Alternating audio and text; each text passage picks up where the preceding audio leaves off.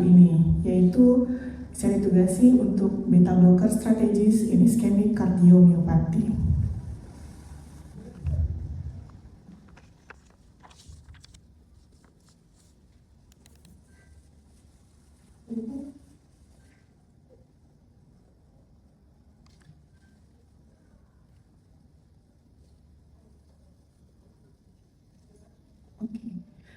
Untuk sebagai disclosure, topik saya kali ini disponsori oleh PT Menarini Indonesia.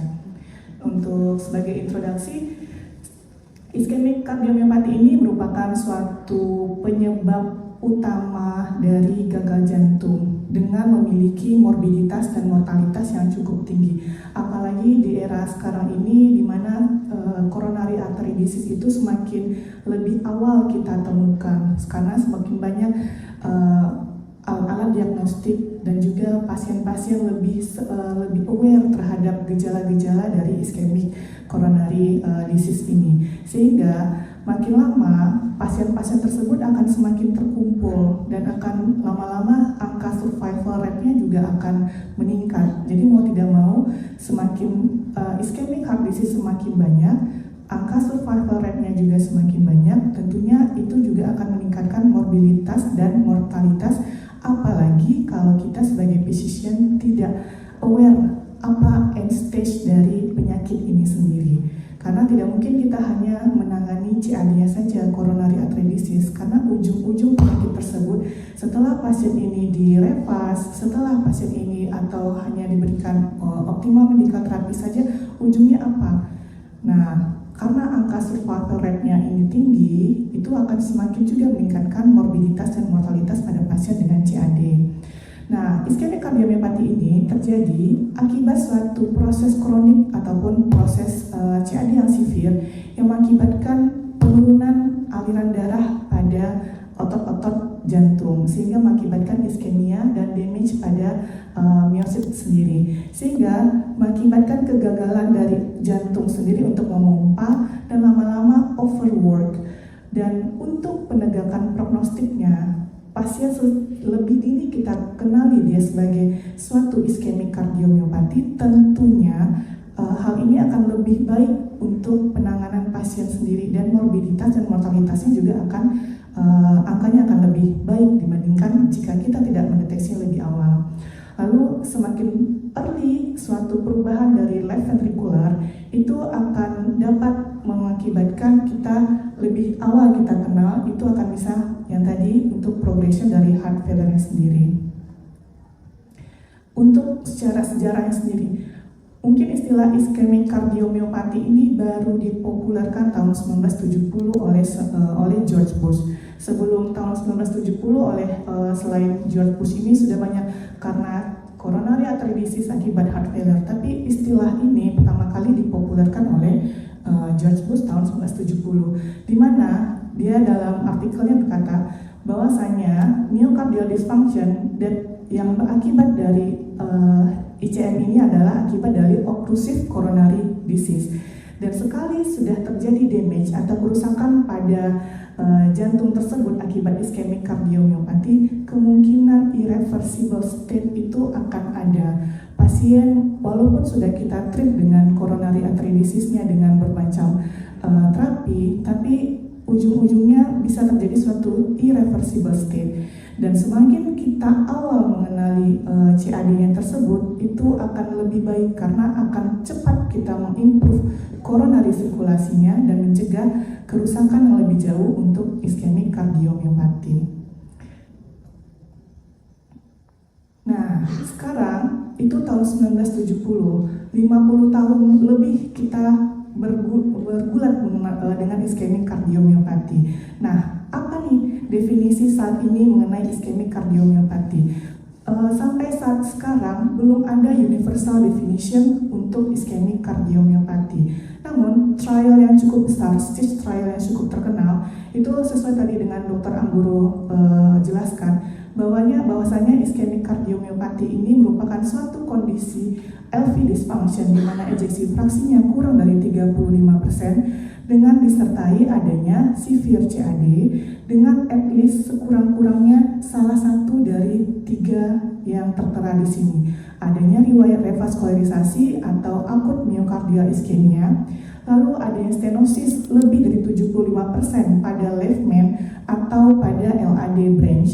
Kemudian adanya 2 atau lebih coronary vessel yang mengalami oklusi, itu lebih dari 75%. Nah, secara epidemiologi, tentunya iskemik kardiomiopati itu adalah akibat dari iskemik heart disease. Secara global, itu semua, baik itu mau dari Asia, Amerika, Asia Pasifik, itu iskemik heart disease merupakan pemuncak dari penyebab dari global burden dari penyakit. Nah, untuk dari segi bagaimana epidemiologinya secara seksual, bagaimana laki-laki atau perempuan, tentunya akibat dari iskemik heart disease ini paling sering terjadi pada laki-laki. Dan semakin berkembangnya teknologi, semakin berkembangnya early diagnostik, tentunya semakin berkembangnya treatment, pasien-pasien iskemik heart disease tidak hanya dari usia muda tapi hampir sampai usia tua. Jadi paling sering untuk terkena untuk iskemik kardiomiopati ini adalah laki-laki, kemudian yang lebih tua.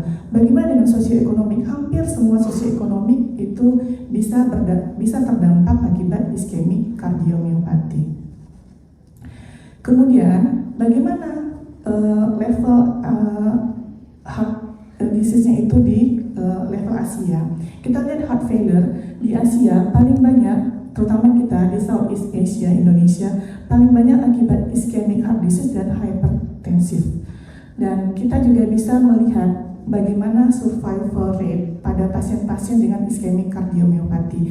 Mungkin ini secara tradisional kita membaginya atas 2, iskemik dan non-iskemik. Dari sini saja kita bisa lihat bahwa pasien dengan iskemik kardiomiopati itu 5 years survival rate-nya itu lebih rendah dibandingkan non-iskemik kardiomiopati. Tapi apakah kita cukup dengan hanya sederhana membandingkan antara non-iskemik dan iskemik? Dan itu ternyata tidak, karena sejauh ini iskemik kardiomiopati dan non-iskemik kardiomiopati suatu penyakit yang sangat kompleks sekali, sehingga tidak bisa kita hanya menyederhanakan dengan cuma hanya iskemik dan non-iskemik. Kenapa ini suatu menjadi masalah yang besar? Karena kita tidak hanya bisa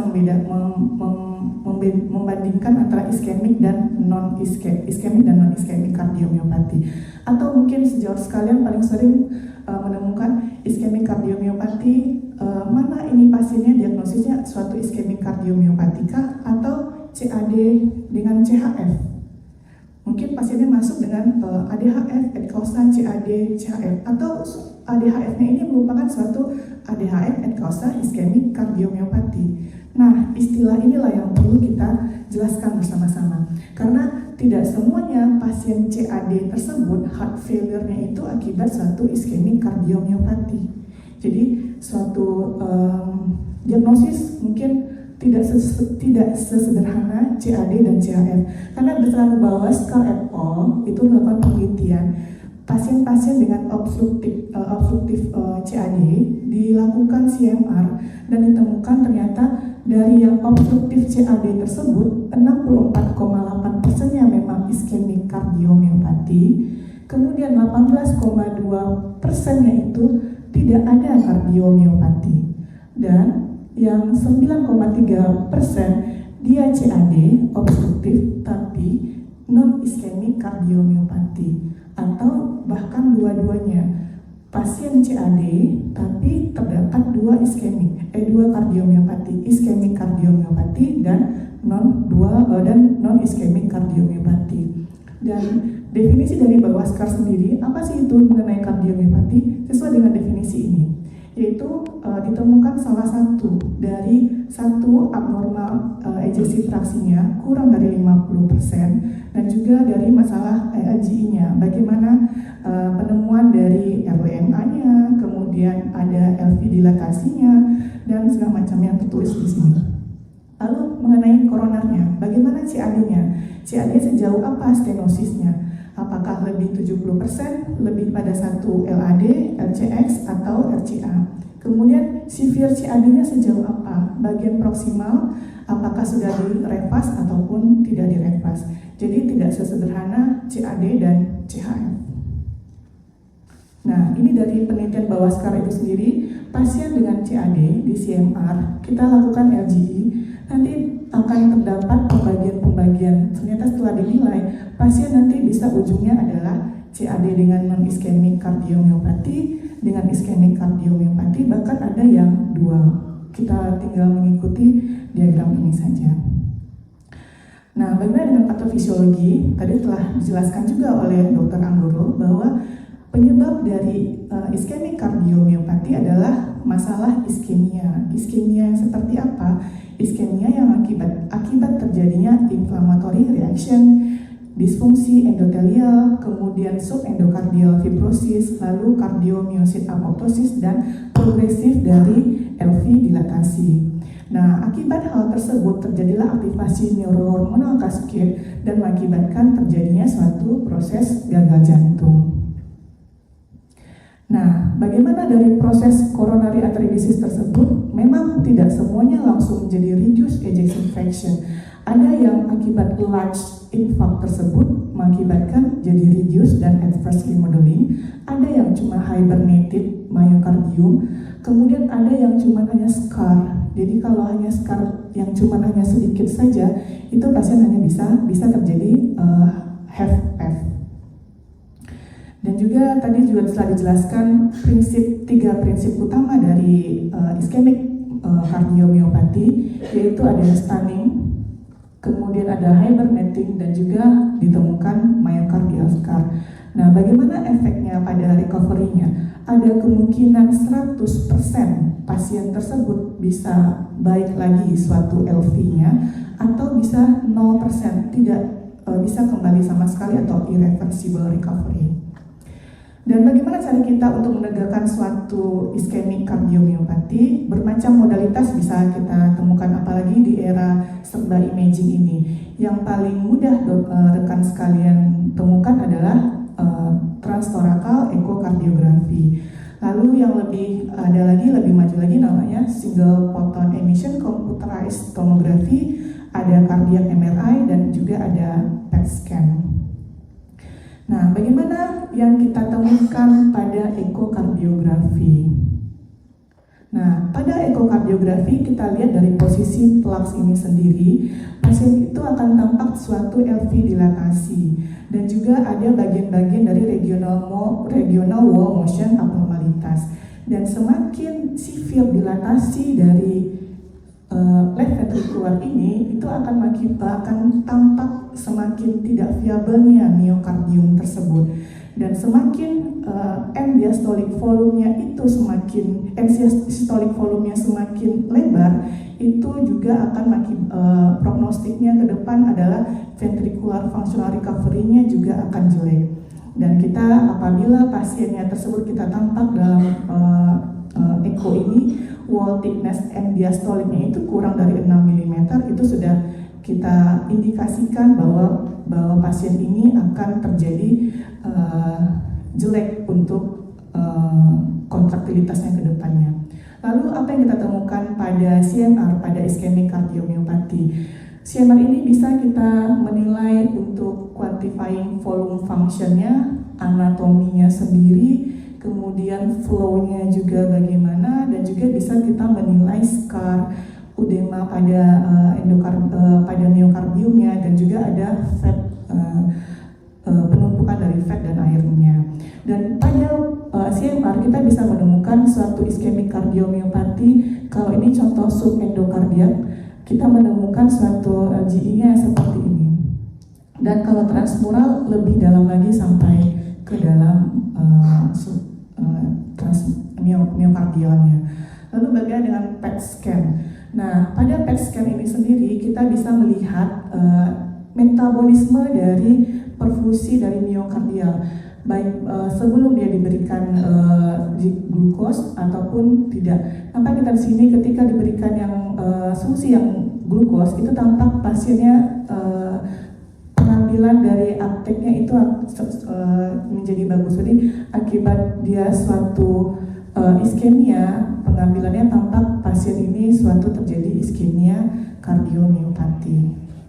Dan juga spek juga kita bisa nilai dalam ICN ini untuk menilai resting perfusion, kemudian stress induced iskemia, viability, scar tissue, dan cardiac systolic function. Nah, dari semua iskemik kardiomiopati, tentunya kita harus punya goal atau tujuan dari treatment dari pasien ini. Yang utamanya adalah satu, improve symptom. Bagaimana cara kita membuat pasien tersebut failure-nya itu berkurang. Yang dulu biasanya NIHA fungsional kelas 3 atau 4, kita usahakan supaya dia kalau bisa NIHA fungsional kelas 1 atau minimal NIHA fungsional kelas 2. Kemudian dengan CAD-nya sendiri kita usahakan pasien seminimal mungkin anginanya itu tidak terlalu sering terjadi, karena itu akan membuat pasien lebih baik ketika sign and symptomnya itu tidak terlalu tampak.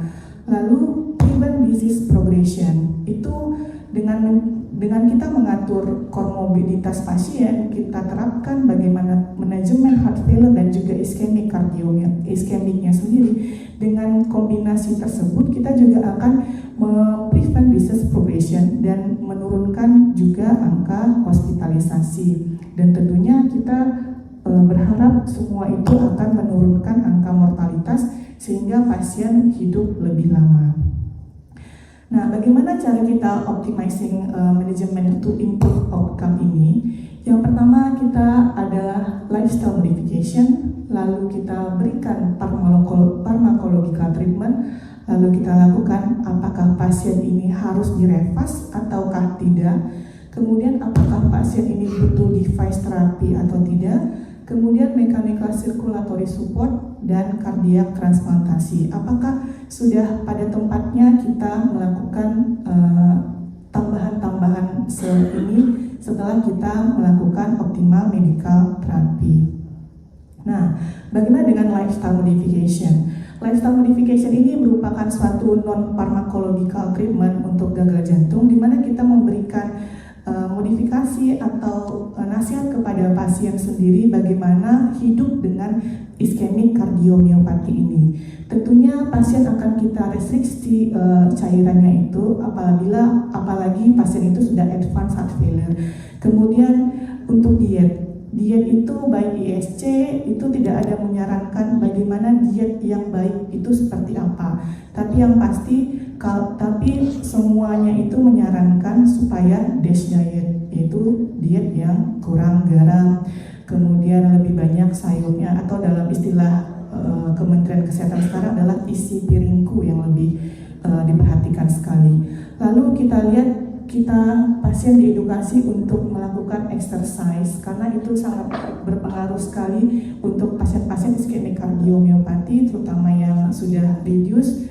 Apalagi kalau sudah reduce sekali heart failure itu tidak hanya kita bertopang kepada 4 pilar, tapi 5 pilar berikutnya adalah exercise dan rehabilitasi. Kemudian untuk garam kita restriksi juga, kalau bisa 5,7 gram per hari, dan pasien diedukasi untuk weight loss. Dan juga pastinya untuk drug abuse dan juga excessive alkohol, dan juga hentikan merokok.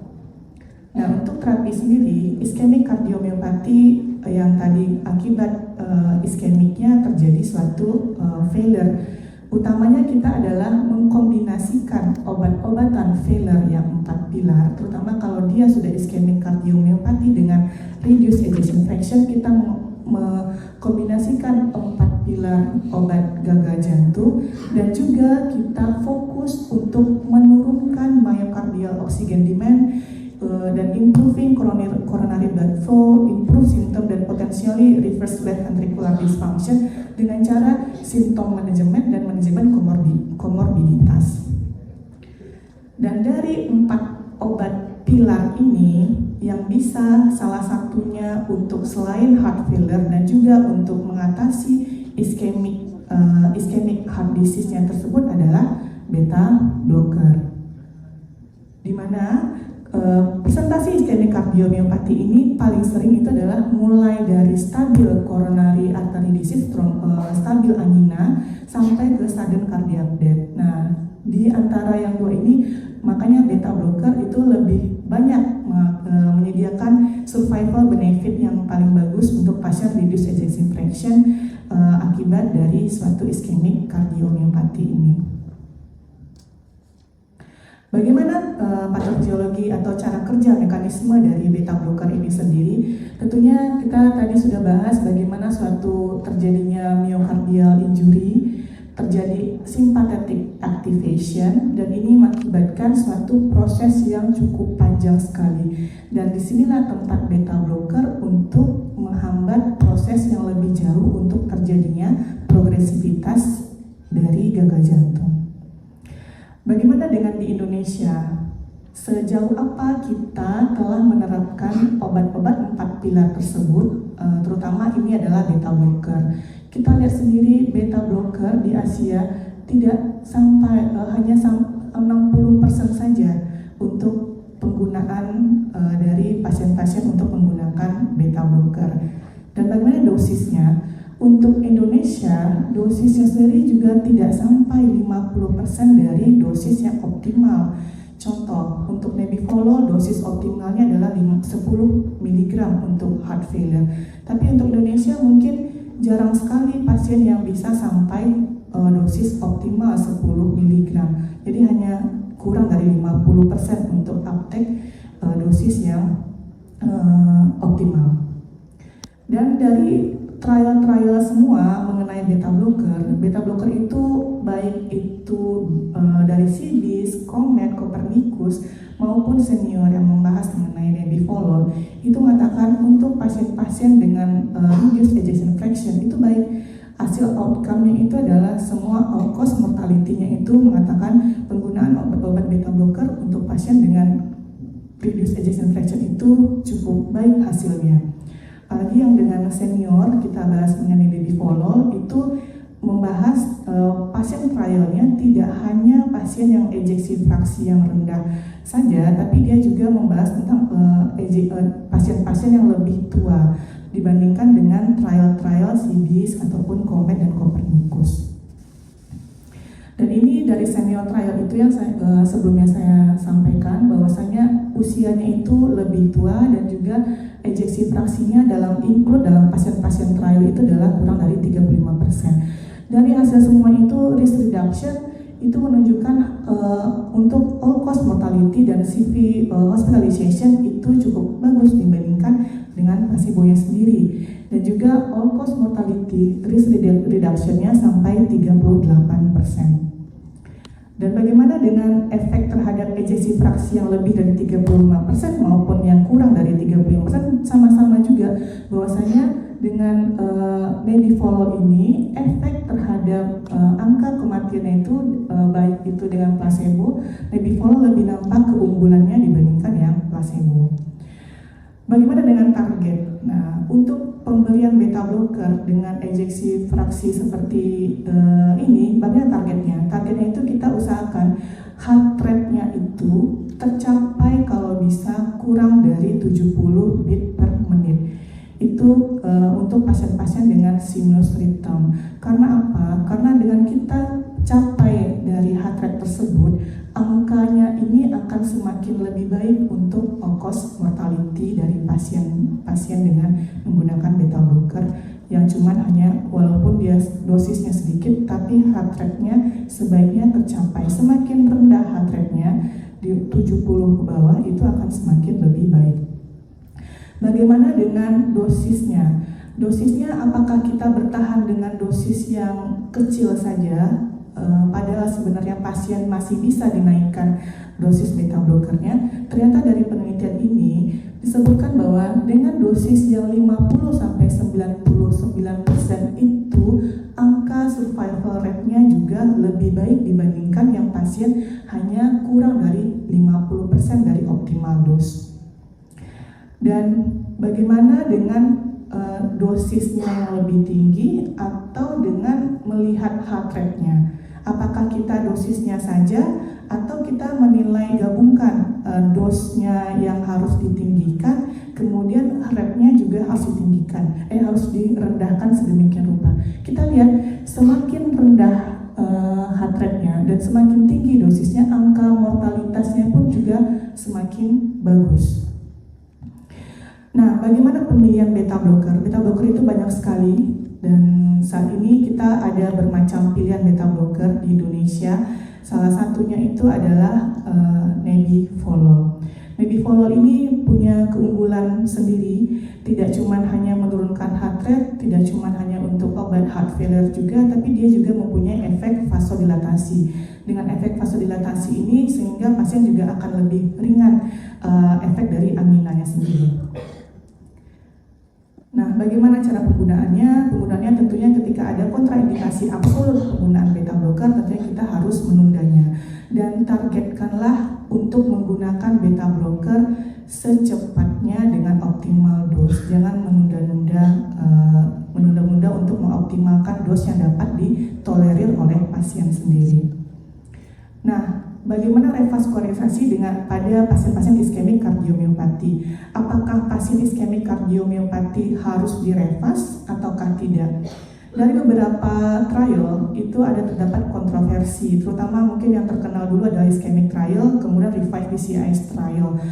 Kalau iskemik trial itu mengatakan bagaimana perbandingan invasive strategi dengan konservatif strategi. Ternyata hasilnya hampir sama, primary composite outcome-nya. Pun begitu juga dengan Revive PCIS trial, membandingkan dengan optimal medical therapy. Ternyata all cause of death hampir sama PCI dengan hanya optimal medical therapy saja. Nah, trial berikutnya lagi dilakukan tidak hanya untuk PCI saja, tapi juga untuk yang CABG atau bypass. Nah, kalau dari beberapa trial ini memang terlihat awal-awal tidak signifikan untuk pasien-pasien itu perlu direvas ataukah tidak dibandingkan dengan optimal medical therapy. Tapi dari stage trial tampak sekali bahwasanya setelah di follow up 10 tahun ke depan ternyata all cause mortality-nya itu lebih bagus hasilnya dibandingkan pasien hanya dengan optimal medical therapy saja. Jadi berdasarkan trial ini kita melihat bahwasanya pasien dengan ICM dan juga signifikan coronary artery disease tidak ada salahnya kita melakukan revaskularisasi untuk improve long term prognosisnya. Nah, kapan pasien ini harus di PCI? Apalagi dengan pasiennya sudah iskemik kardiomiopati dengan adanya angina. Kapan kita katakan appropriate? Kita bisa melihat dalam tabel diagram ini bagaimana vesselnya, bagaimana sintaks skornya tersebut, bagaimana komorbiditasnya, apakah ada diabetes atau tidak. Kemudian simptomnya bagaimana, apakah rilis dengan 2 atau 1 obat anti angina. Lalu bagaimana dengan device therapy? Device terapi ini adalah additional terapi jika pasien heart failure, ischemic heart failure ini refraktori terhadap maksimal optimal medical terapi. Sudah dilakukan revas, sudah diberikan obat yang optimal medical terapi, ternyata dia masih failure. Kita akan menseleksi pasien tersebut berdasarkan functional class-nya, NIHA functional class-nya, dan angka survival rate-nya. Lalu apakah normal sinus rhythm, ada LBBB, atau QRS-nya lebar-lebar. Itu apakah kandidat untuk ICD atau CRTD. Nah, kemudian masih juga dengan refraktor, dengan telah memberikan device ini, kita seleksi pasiennya. Apakah pasiennya itu cocok untuk diberikan mechanical circulatory support, atau pasien masuk ke dalam cardiac transplant kandidat, atau cukup paliatif saja.